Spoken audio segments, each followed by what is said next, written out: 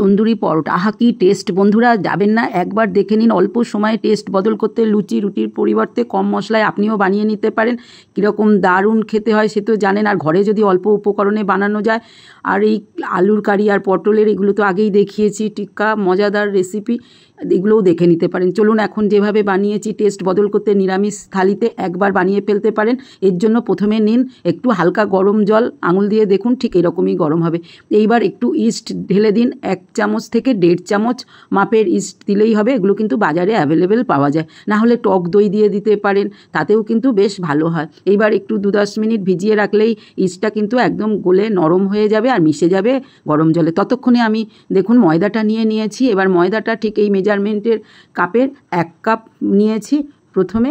এখন এই 1 কাপ ময়দার সঙ্গে দই দিয়ে দিচ্ছি 1 চামচ থেকে 1.5 চামচ কি 2 চামচ দই দিন, তাতে কোনো অসুবিধে নেই। টেস্ট অনুযায়ী একটু লবণ দিন আর প্রয়োজন মতো 1 টিস্পুন চিনি। এগুলো তো ঘুরিয়ে ফিরিয়ে সবাই দেন, দিয়ে দিন একটু গরম মশলা বা ডালচিনির গুঁড়ো, যাতে টেস্টটা একদম অন্য মাত্রা নিয়ে চলে আসবে। ভালো করে ময়ানটা দিয়ে একটু মেখে নিন, বেশ মিশিয়ে টিশিয়ে। দেখতেই পাচ্ছেন এইভাবে ময়ানটা হয়ে গেলে এবার ইস্টটা যোগ করুন, ধীরে ধীরে মাখতে থাকুন। এইভাবে বেশ কিছুক্ষণ প্রথমে মেখে নিন। ইচ্ছা হলে আপনারা কিন্তু তেল আগেও যোগ করতে পারেন। ক্রমে দেখুন ধীরে ধীরে মাখাটা যখন হয়ে যাবে তখন যেরকম পরিমাণ ইস্টটা লাগবে আস্তে আস্তে ঢেলে পুরো ময়দাটা মেখে রেডি করে নিয়ে নিলেই হলো। ব্যাস বন্ধুরা, এইবার আমি যোগ করেছি তেলটা দিয়ে বেশ ভালো করে মেখে নিলাম। এবার সমস্ত মাখাটা কিন্তু খুবই এইভাবে করাটা জরুরি। এইবার একটা দেখুন মুখ বন্ধ পাত্রে রেখে দেবো 10-15 মিনিট থেকে 20 মিনিট, এইভাবে রেখে দিন। এরপরে খুলুন, দেখুন ফুলে যাবে আপনার কতটা। তার মানে বুঝতেই পাচ্ছেন আপনার লেচি মাখানোর জন্য বা ময়ান দেওয়ার জন্য একদম পারফেক্ট হয়েছে ডোটা। এবার ভালো করে হাওয়াগুলো বের করে দিলেই হয়ে গেল আপনার তন্দুরি পরোটা বানানোর জন্য পুরো লেচিগুলো তৈরি হয়ে গেল। এবার আস্তে আস্তে হাওয়াটা বার করে একদম ময়দাটা রেডি করে রেখে দিলাম।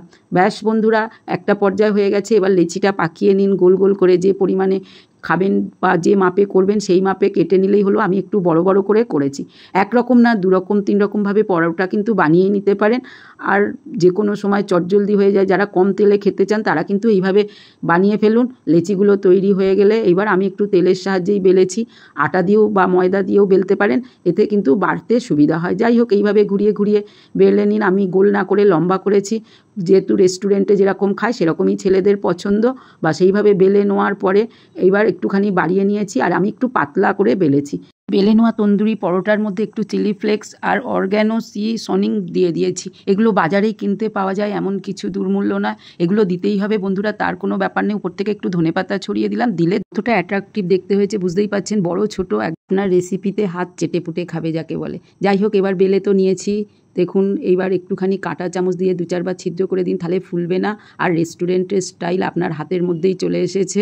ব্যাস এইভাবে করে নিয়েছি। এবার চলুন চাটুর কাছে যাই। চাটুটার মধ্যে একটুখানি গরম জল আর তেল যোগ করে দিলাম। দেওয়ার পরে একটুখানি ভালো করে মাখিয়ে নেওয়ার পরে পুঁছে নিন ড্রাই করে।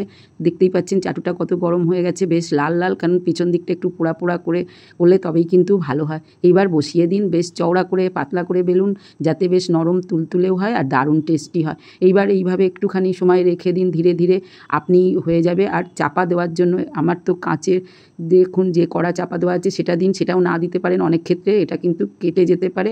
যাই হোক, এবার দেখতে পাচ্ছেন এক পিঠ হয়ে যাওয়ার পরে উল্টে দিয়েছি। বেশ গরম গরম এরকম পোড়া পোড়া হলে তো দারুণ হয়। আমি পাতলা করে বেলে নিয়েছি, আর কতটা খাস্তা দারুণ টেস্টি হয়েছে বুঝতেই পারুন। চলুন আর একটা বানিয়ে নিই, সেটা কিন্তু একটু মোটা করে বেলে নেবো। একটু অরগানো যেটা দিয়েছি, চিলি ফ্লেক্স দিয়ে দিয়েছি, দেওয়ার পরে এগুলো এইভাবেও করতে পারেন, ছড়িয়ে দেওয়ার পরে ধনেপাতা টাটা দিয়ে এবার বেলে নিন। এক্ষেত্রে 2 রকম পদ্ধতি আপনারা অবলম্বন করতে পারেন। এইভাবে একটুখানি তেল দিয়ে বেলে নিন, এটাও বেশ দারুণ হয়। এটা কিন্তু এপিঠ ওপিঠ দুপিঠই আপনার সমস্ত মশলাগুলো লেগে যাবে আর বেশ দেখতে ভালো লাগবে। সমস্তগুলো এইভাবে লম্বা লম্বা করে, মোট কথা বেলাটা আমি লম্বা করেই রেস্টুরেন্টের স্টাইলেই বেলেছি, আর একটা একটু মোটা করে বেলেছি। যেখানে যদি না পড়ে সেগুলো আবার একটু অরগানো চিলি ফ্লেক্স এগুলো একটু ছড়িয়ে দিয়ে দিন, ধনেপাতা দিয়ে দিন, পুরোটা কভার করে নিন। ব্যাস, তাহলে হাতের মধ্যে আপনার বানানোর পদ্ধতিটা হয়ে গেল। এবার এপাশ ওপাশ করে শেপটা বেশ সুন্দর করে নেওয়া হলেই হলো। ব্যাস বন্ধুরা, এটাও রেডি। এবার চাটুটা তো একই পদ্ধতিতে আমি পুছে নেওয়ার পরে বসিয়ে দিলাম। এক্ষেত্রে এটাও হবে, তবে গরম থাকলে বেশিক্ষণ লাগে না। এরকম স্টিলে চাপা দিতে পারেন, এপিট ওপিট হয়ে যাওয়ার পরে উল্টে দিয়েছি। ইচ্ছা করলে চাটুটা উল্টো করেও পুড়িয়ে সেঁকিয়ে নিতে পারেন, কিন্তু লোহার চাটু বেশ গরম, ধরে রাখা ননস্টিকে করতে পারেন। এবার এটা আমি একটু তেল ব্রাশ করে দিলাম। 2 রকম পদ্ধতি দেখালাম, যারা অয়েলি খেতে চান তাদের জন্য এই পদ্ধতিটা রইল। তাহলে বন্ধুরা কতটা ফুলে উঠেছে সামনে থেকেই দেখতে পাচ্ছেন। আর কেন অপেক্ষা বন্ধুরা, নিরামিষের দিনে আর একটু মেখে 10 মিনিট অপেক্ষা করুন। লেচিগুলো এরকম তৈরি করে নিলেই হয়ে যাবে আপনার তন্দুরি পরোটা। ব্যাস, রেস্টুরেন্ট আপনার বাড়িতেই চলে এসেছে। আর একদম চটজলদি আমার বানানো টিক্কা আলু কারি একবার দেখে নিন, আমি লিঙ্কটা যোগ করে দেবো। আর যারা আলু খান না তারা এই রকম পটলটাও বানিয়ে নিতে পারেন।